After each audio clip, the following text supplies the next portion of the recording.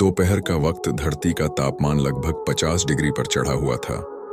एक बूढ़ा आदमी पागलों की तरह बंदूक उठाए एक युवक पर निशाना साधता है, लेकिन वो गोली नहीं चलाता, बल्कि एक अजीब सा आदेश देता है, कपड़े उतारो।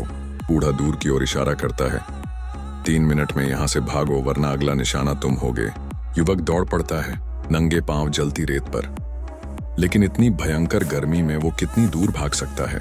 कुछ कदमों में ही उसकी सांस फूलने लगती है, सिर चकराने लगता है, लेकिन उसे मरना नहीं है।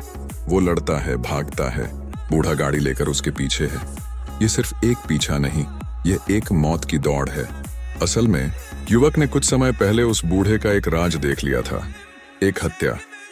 और जैसे ही वो पुलिस को फोन करने वाला था, बूढ़ा उसे पकड़ लाया और अब रेगिस्तान में मरने के लिए छोड़ दिया। पर युवक कोई साधारण लड़का नहीं था।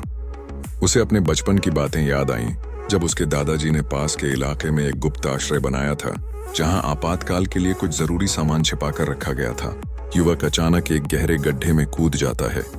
बूढ़ा चौंकता है, गाड़ी से उतरता है और गड्ढे की ओर दौड़ता है। अंदर युवक को एक छोटा सा सुरंगनुमा रास्ता मिलता है। ये वही था, दादाजी का पुराना आश्रय।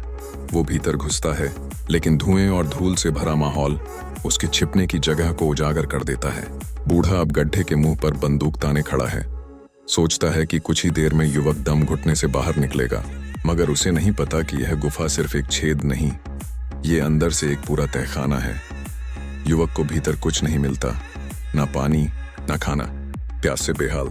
लेकिन तभी उसे जमीन पर पड़े दादाजी के पुराने जूते मिलते हैं। वो उन्हें पहन लेता है, शायद ये उसकी नई शुरुआत है।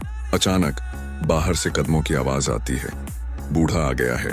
युवक तुरंत दीवार के पीछे बने एक सुराख में छिप जाता है, लेकिन जाते जाते वो दरवाजा हल्के से बंद करता है और बूढ़े की नजर उस पर पड़ जाती है। बूढ़ा कुछ नहीं कहता, बस एक डायनामाइट जलाता है और वहां से बाहर चला जाता है। युवक जैसे ही धमाके की आहट सुनता है, आखिरी पल में दौड़कर बाहर निकल आता है। धमाका! गुफा ध्वस्त हो जाती है। बाहर बूढ़ा उसका इंतजार कर रहा होता है। अब उसका इरादा था कि खेल यहीं खत्म कर दे, लेकिन तभी वो युवक को एक और मौका देता है। चलो देखते हैं ये जूते पहनकर तू कितनी दूर तक जा सकता है। युवक का शरीर जख्मी, पैर लहूलुहान, लेकिन अब हार मानना मुमकिन नहीं। वो धीमे धीमे आगे बढ़ने लगता है। उसे नहीं पता बूढ़ा